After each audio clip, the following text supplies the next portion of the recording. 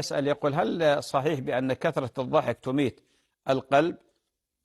علي بارك الله فيك، جاء في السنن عند الترمذي وغيره من حديث أبي هريرة أن النبي عليه الصلاة والسلام قال: من يأخذ عني هذه الكلمات فيتعلمهن ويعمل بهن، أو يعمل بهن ويعلمهن 5 كلمات. فقال أبو هريرة: أنا يا رسول الله. فأخذ النبي عليه الصلاة والسلام بيد أبي هريرة وعدها عليه بأصابعه. هذا زيادة زيادة في ترسيخ هذه النصائح وهذه التوجيهات من النبي عليه الصلاة والسلام لأبي هريرة حتى ينقلها للأمة. ومن جملة ما أوصاه النبي عليه الصلاة والسلام قال: لا ولا تكثر الضحك فإن كثرة الضحك تميت القلب، فإن كثرة الضحك تميت القلب. وهذا حديث صحيح الإسناد.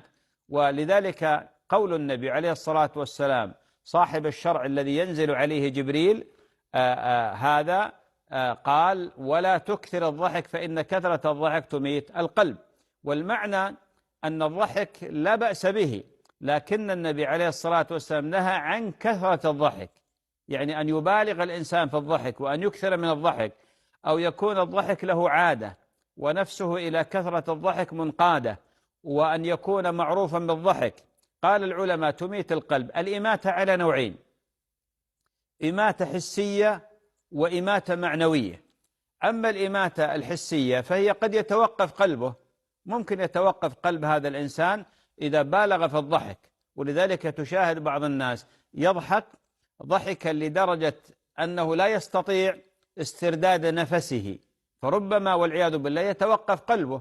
وأنا قرأت قديم، ما أدري في أي مجلة أو جريدة، أن شخصا مات من الضحك، ضحك ضحكا شديدا فتوقف قلبه. المعنى الثاني والذي عليه جماهير أهل العلم أن الموت معنوي، بمعنى يقسو القلب، يقسو القلب، هذا هو المعنى. وهذا سبحان الله صحيح.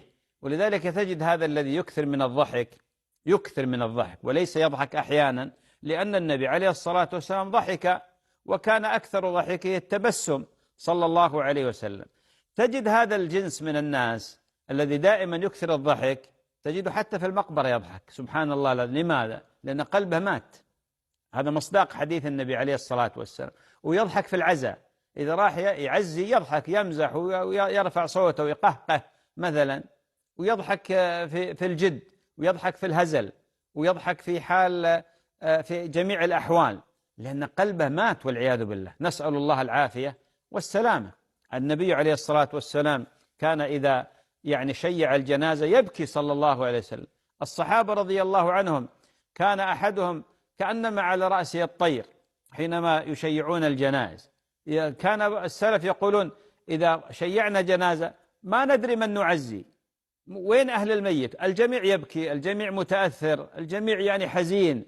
الآن للأسف بعض الناس بسبب إدمانه الضحك، أصبح الضحك عنده إدمان، لدرجة أنه يحاول أن يجذب أو يجلب أي شيء يضحكه، يقول: ضحكونا باستمرار.